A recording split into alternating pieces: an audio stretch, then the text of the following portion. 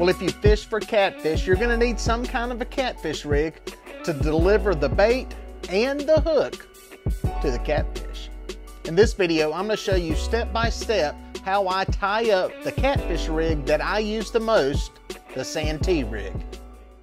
Hey folks, I'm Melhorn. If you watch any of my catfishing videos, there's one rig that you see me use repeatedly, and that is the Santee Rig. This rig is meant to keep your bait near the bottom. It maintains contact with the bottom, but there's a cork on it or some type of float that suspends your bait up off the bottom to avoid snags and also provide a better presentation to the catfish.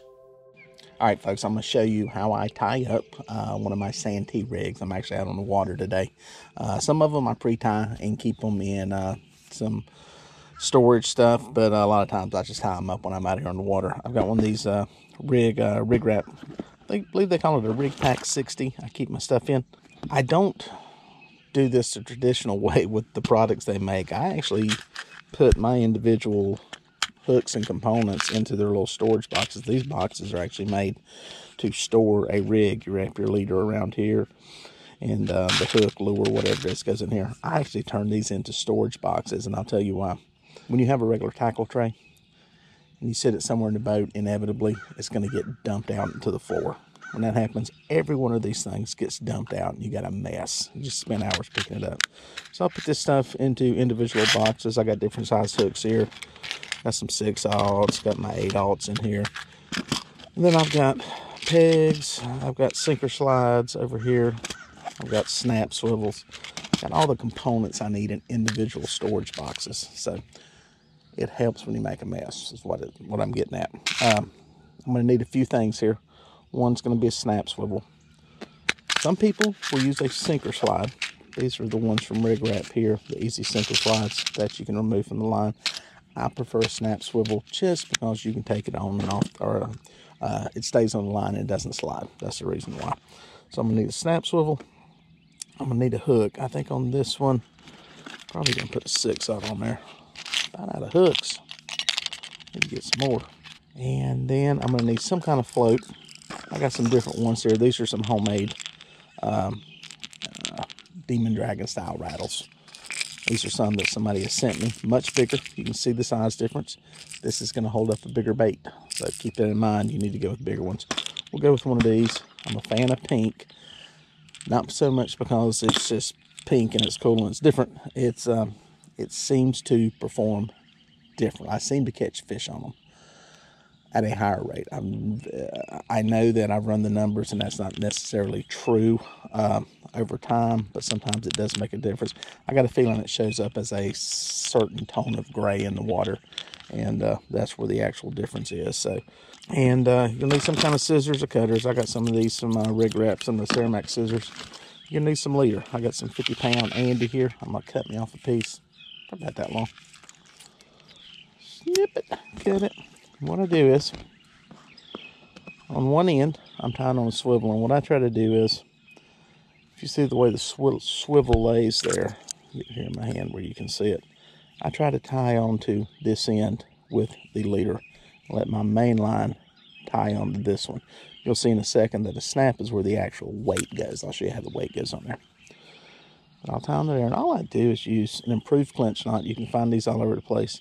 Basically, you go through the eye like that. You twist it around 4, 5, 6 times. Like that. Okay. Come back through the hole it makes right there next to the swivel. So it's through there. Now you can pull it tight right there, and you'll have a clinch knot, a fisherman's knot, if you will. What I do is pull it back through here like that, and then pull that tight.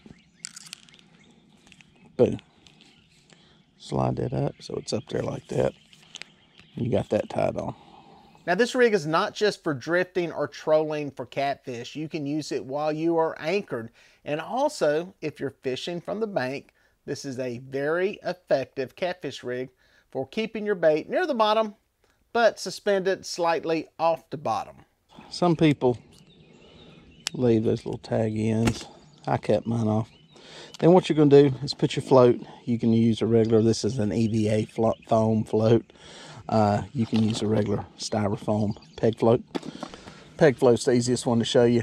A lot of times these peg floats will have styrofoam in them, so you have to always keep a little screwdriver on the boat to punch that foam out. What you do is you just run your line through there. These have a slit in them, which is nice if you want to take them off. You got a peg. I'm just going to hold it right there. And then what I'm going to do is put my hook on. Again, circle hook. These are from Hooker's Terminal Tackle, and I sell mine. I'll do a video showing you all these knots. I run it through the eye like that. The way I snell it and the way I do it, the reason I do it this way is because I can tie a new hook onto this leader without having to go back through it. This is basically using the Uni Knot method. Come around it like that. You've made a loop, basically. I'll show you what it looks like. You're just making a loop back across. Then you're going to wrap back around it. Do that eye 4, 5, 6 times. It's amazing the knot strength you get just with 2 or 3, but pull it tight. It'll be onto the shank of the hook like that. I'm just going to pull it tight. Boom. That's good to go. That's good to go. You can pull down on this a little bit. I will do that just to show you, just to make sure you got a good tight knot there. But yeah, that one's good to go. Like I said, some people leave that little tag end on it. I trim mine up a little bit. Pow, now you got your rig. Then what I do is I adjust my float. And you can, like I said, you can use these rattling corks if you want to. I'm using a peg float. I usually keep mine about that far. If you look at the entire length of this leader there, you can see how long it is. I keep it about right there. And what this will do, float that up off the bottom. Now, the one thing I have to add is a drift weight. You can use pencil floats. You can use drifting sinkers. That's what I have here. These are from Bone Town Catfishing down in South Carolina. I've got some links to some of their stuff. Since I'm anchored up, I'm going to use one of these pencil weights right there. I got these from Dale's Tackle. Got a little thing on the end. These are about 2 ounces, I believe. What I do is just click it on there. Now you can use the drifting sinker. That'll work just fine. I just like these a little smaller, a little more compact.